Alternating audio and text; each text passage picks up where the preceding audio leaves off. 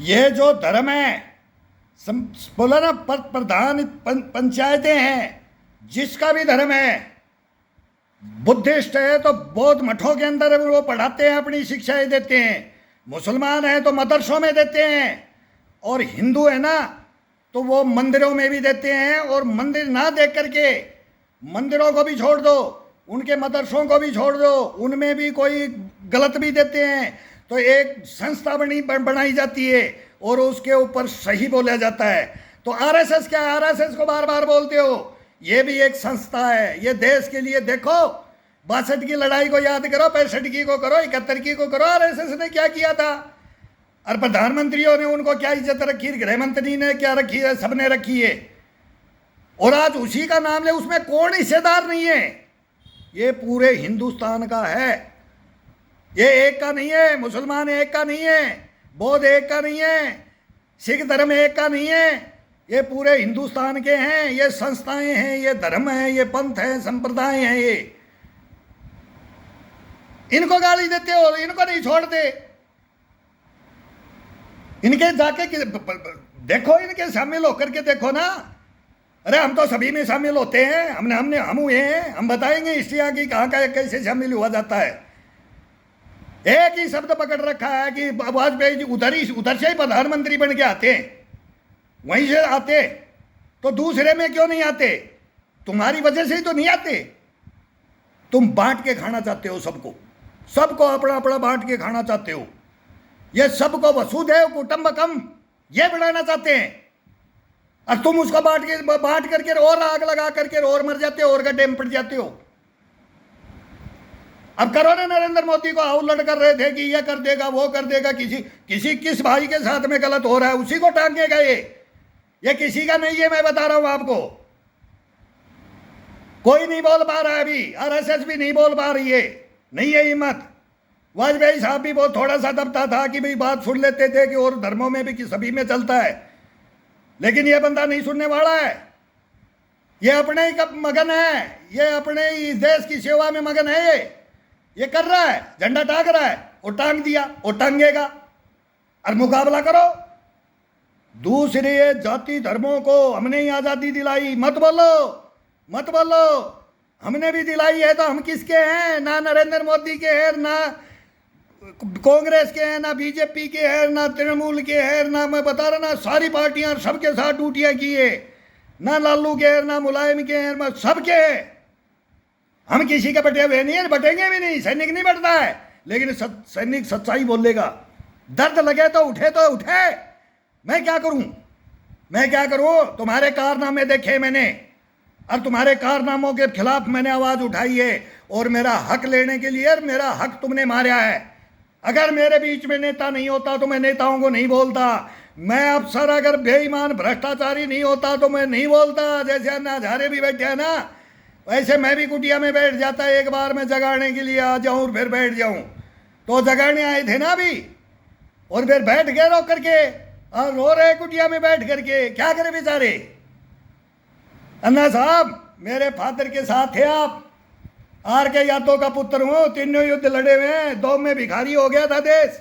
पाकिस्तान को तो बोले इनको तो दान दे दो, कन्ना दान दे दो, इनको तो 58 करोड़ 55 करोड़ दे दो, और वही हमारे को मारने आ रहे हैं, वही बार बार अटैक कर रहे हैं। और जवानों को पीटी शूज में एक राइफल 40 का अमनेशन, पोच अमनेशन देख के ना लड़ा दिया था 62 की लड़ाई में। शर्म नहीं आती? एक थप्पड़ इधर मारो, एक इधर कर ले, दूसरा भी मार लो।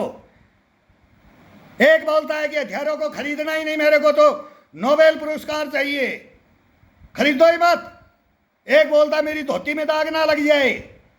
बताओ ना, हिंदुस्तान को कौन क्या किया है, कौन का सच्चाई बताएंगे आप? अब गुलाम फिर बना लो। और लिया है ना, वो बटी 62 में भी है, और 1947 में भी देश बटा है। वो जब देश बटा है और हमारी अब जमीन छीनी गई है, और अब मौका है। मैं तो बोल रहा हूँ, नरेंद्र मोदी को बोल रहा हूँ, मौका है भाई, बड़े भाई, मौका है। उधर चाइना और वो फंस रहे, ताइवान और उधर अमेरिका, जापान और ऑस्ट्रेलिया, और उधर से और क्वाड भी में हम, वो क्वाड उसमें हम नहीं हो सकते। रशिया आ रहा है उधर से, इनका गठजोड़ है, लेकिन हमारा मौका है। रशिया हमारे खिलाफ नहीं आ सकता। हमारा मित्रता है, हमारे अंदर भाई भाई का एक जोश है आपस में, हमारे सदा साथ दिया और हम भी दिया और हम देंगे, लेकिन वो नहीं आएगा। अब है गलवान को वापस फिर लेने के लिए, बैठो आप देंगे, छेड़ने दो उधर, चुपचाप बिल में बैठा हुआ है, छोटा सा देश को कोने में बिल में घुसा दिया है, वो भी शक्ति बना करके, और मोदी जी भी शक्ति बना करके। शक्ति का तो नाम ही भूल गए थे तुम। वो बात करो, 10 साल तक जंग लग गया था, हथियारों के जनरल वीके सिंह क्या बोल रहा था, याद कर लो, शर्म करो, ये बताओ हिंदुस्तान को, और अब हम बताएंगे। अब फिर लिया हो इनको, ये सारे कलपुर्जे बोलेंगे, इनके कलपुर्जे स्टार्ट ही नहीं हुए, इनके तो कलपुर्जे नहीं दिया, मोदी जी ने खरीदा था। राफेल तो मोदी जी लाया था, चीनी तो लाया था, अमेरिका बंद कर देगा, और कागजों में करवाते हो तुम्हें। हमारे को पता है हिंदुस्तान का क्या क्या हुआ है, क्या होगा और क्या करना चाहते हो, वो नहीं होगा, अभी नहीं होगा। सोच समझ के राजनीति में आओ, देश के प्रति आओ, गद्दारी पड़ा नहीं चलेगा, अब झूठी बातें नहीं चलेगी। अब हिंदुस्तान के अंदर अब सच्चाई चलेगी, सच्चाई का साथ देगा हिंदुस्तान, और हम खड़े होंगे। अगर आप ऐसे बोलोगे जैसे हम बोल रहे हैं, साफ गोई, आ जाओ हिंदुस्तान के सामने, आ जाओ, छाती ठोक के आ जाओ, सपोर्ट करूंगा। एक से एक काटने की प्लाने लाओ, हिंदुस्तान में मोदी जी को काटने की लाओ, मैं खड़ा हो जाऊंगा। देखेंगे भाई, अब तो इनसे भी फाइटर आ गए, इन्होंने किया, इनका डबल करके यार लिखित में लेंगे। जब आप मांग ही रहे ना, 15 मांग रहे, 15 लाख दे दो। अरे कोई गृहस्थी रेडी फैडी वाला मांगे, तुम करोड़पति बाबा 15 लाख मांग रहे, शर्म नहीं आती इनको? इस बहाना से गाली देते हैं, किसी बच्चे को माई पकड़ा देते, बोले मैं भाई तू ही गाली देते, किसी बच्ची को पकड़ा देते, किसी को महात्माओं को पकड़ा देते हैं। अरे तुम ही बदनाम कर दो। अरे वह संवैधानिक क्या पद है ये? मैं 5-4 बार तो नोएडा में चला गया, अब 5वां में मैं को नहीं आऊँगा। अब मैं घर से ही बोलूँगा, और मेरे को लेना पड़ेगा तुम्हारे को, अन्य बेइज्जती होगी तुम्हारी। हम नहीं गए सीधा, सारी चीज जानता हूं मैं भी तेल की बोतल लेके प्रधानमंत्री के गेट में खड़ा हो सकता हूं और बोला हूं, मीडिया को धमकी भी दी है मैंने। अगर मिला तो नहीं तुम्हारा नाम लूंगा, लेकिन मीडिया भी गलत व्यवहार किया मेरे से, लेकिन फिर भी सहन करके आ गया। रो रहा हूं 16 साल से। ये हिंदुस्तान है, पहले एक सैनिक की सुनो, फिर आओ देश के सामने। अगर नहीं सुनेंगे, अभी थोड़े दिन में देखना मेरी नहीं सुनेंगे तो मैं तो विनती कर रहा हूं, फिर मैं अपने इस बात पे मैं बोलूंगा कि मोदी जी बॉर्डर पे जाने की जरूरत नहीं है। नहीं तो एक सैनिक की सुन लो, अभी अगले महीने से ही मैं अपील कर दूंगा, 1-2 महीना और इंतजार करता हूं। और मैं सुना रहा हूं यूट्यूब पर, फेसबुक पर पेज बनाया हूं इन पे कि मेरा हिंदुस्तान में कोई तो मेरी बात आगे पहुंचाए, भाई ये सैनिक क्यों रो रहा है। और वो हैं जो जानकार, वो मर्द, वो लड़ने के लिए आज भी बॉर्डर पे तैयार हूं बैठने के लिए, और जाऊंगा बगैर पूछे जाऊंगा। आरएसएस जैसे गई थी, रोटियां बांटने के लिए गई थी पंजाब में, बॉर्डर पे जाकर हमने सुने 1984 में मोगो यार कच्चे मकान बॉर्डर पे छोड़ के पीछे भगना पड़ता है, तो बोला हम तो यहाँ से रोटियां बना करके प्याज रोटी भेजते थे, और सारे सिविलियन आ जाते हैं, युद्ध के मैदान में पूरा हिंदुस्तान लग जाता है। वो कहानियां गाओ यार, जहां जाते हो माई पकड़ते हो और पेकू बढ़ा देते हो पब्लिक को कि ये तो यार आग लगाते हो हिंदुस्तान को।